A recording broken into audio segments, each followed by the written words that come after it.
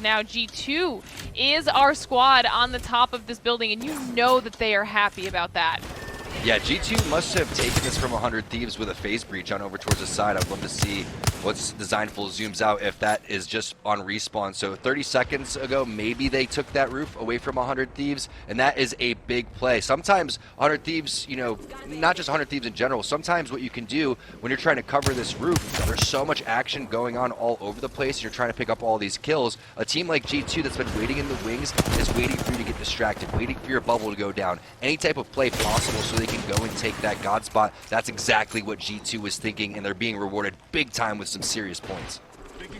Those wingman shots just hurt right now, and G2 is the squad that's able to leverage those angles at this point. We've watched Furia, though, kind of hanging out inside of the building for as long as possible, but it's time for the players to start making their moves and see if they can maybe close this one out. Top 3 squads left here as the final zone shrinks down, and I don't know that G2 is going to be willing to let this go to a heal up, but there is still bad boys on the low ground they need to worry about.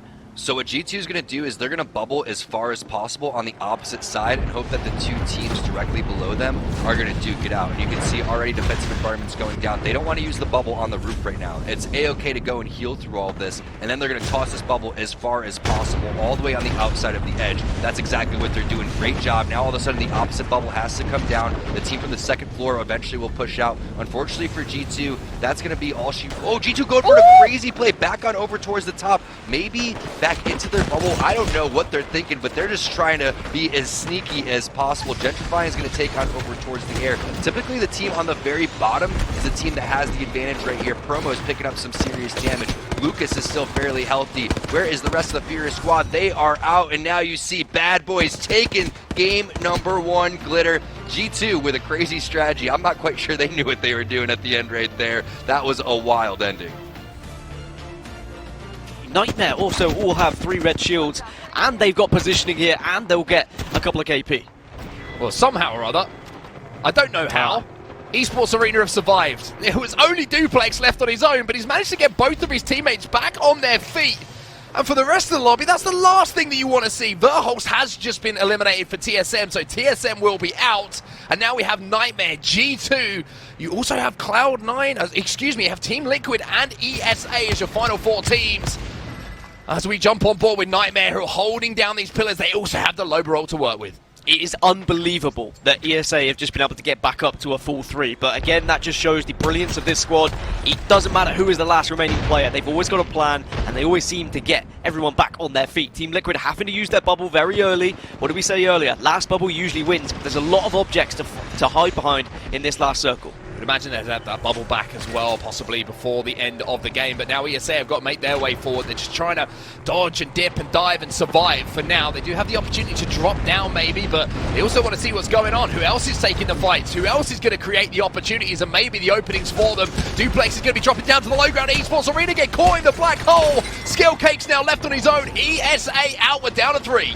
Liquid have lost 1 though, and I don't think they'll be able to get the res. Oh, actually they're going to go for it because G2 are in a skirmish of their own, trying to do some damage from a distance here, and G2 are in a fantastic position. They've got ultimates, they've got utility, they've got everything they need to win this game. They also have the bubble still, so they will be able to just wait this out. Team Liquid are just caught down on that low ground. Designful's going to swing wide. Nightmare just trying to survive for now, but Nocturnal, he'll take down Designful while all of this is going on. Washi is just trying to heal and let the action take place. Results are now down.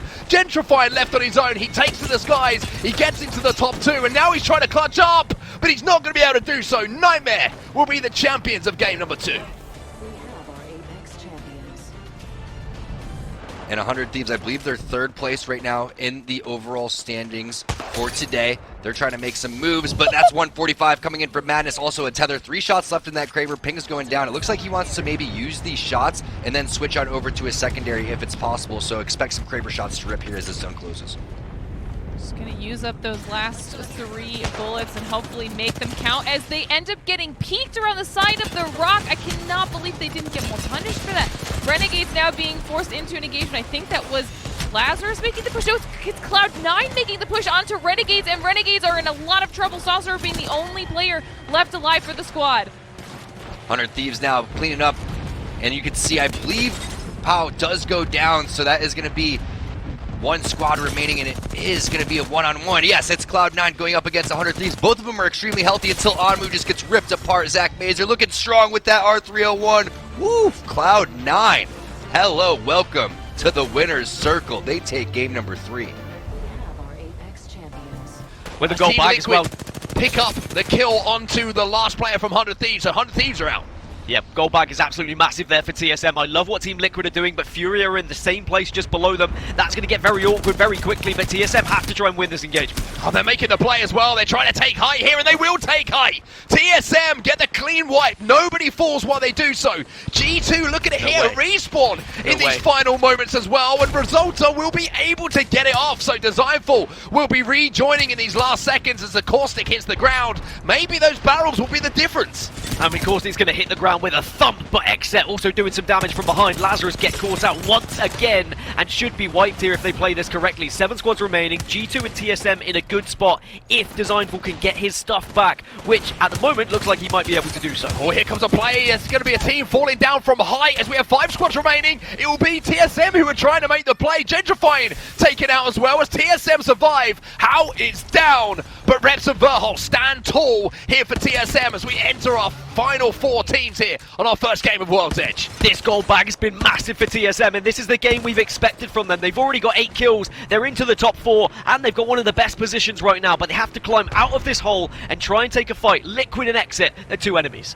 Gilderson's is the last player alive, I think, here for Liquid, so we're down to just 2. TSM taking on XSET, I think it was, up on height as the shots come in for Verholst. He absolutely cream crackers that player, but Imperial House left on his own, and XSET will turn it on its head. They will be the winners of game number 4 here. TSM in the top 2, but XSET on top of the pile. Renegades, they're still in this one. C9, they're still there as well as you take a look at the overhead. Renegades is in the middle of all of this fighting that's going to take place. Will they get pinched from C9? C9 big chilling on over towards the high ground. They do have to move here fairly shortly because they are on the fast side of the zone. So will it be a bubble forward from Albarilli? Looking at the damage though, you can see almost 2k damage from Naughty. Albarilli's rocking around 2.5k already. They've been just dominating in this game. They're in a really, really solid spot right now. They are slowly trying to move their way forward, but they know that there is a squad on their left still hanging out in that trailer that they have to be aware of. Renegades taking a lot of damage. Pow Pow in a bit of a rough spot right now. They're trying to hold off the team on their side. They're going to have to decide if they want to make that push. Buff Pathfinder's actually the squad inside of that trailer that's now going to have to also be making their way out into the fray. 100 Thieves making the push, deciding they want to try and take this engagement if they can and at least get some KP out of it before everything starts to get a little bit crazy, and they're able to get a couple but go down in the end. And C9's just watching all of this action unfold as the Nox gas grenade is in hand. Bubble is waiting to go away before he tosses that one. He tosses it on over towards the right-hand side. Tick, tick, tick, tick, just burning and stinking. C9 takes the dub, and wow, it is about time we saw a double dub right there. They take game number 3, they take game number 5. G2 look like favorites right now. It's G2 versus Cloud9 in the last 4. Who can get the victory? Who can get the most kills here?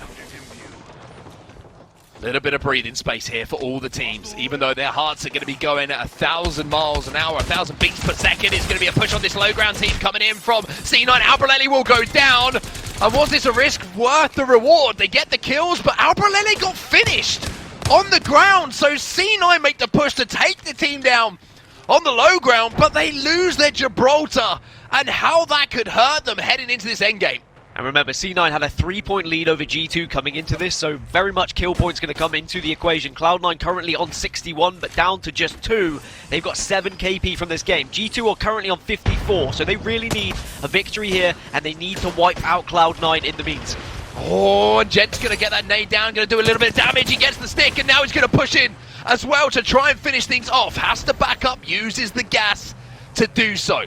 C9, 2 players alive. G2 at the top of the screen, you can see as well, we're going to be forced to move in. But they might have a bubble fight.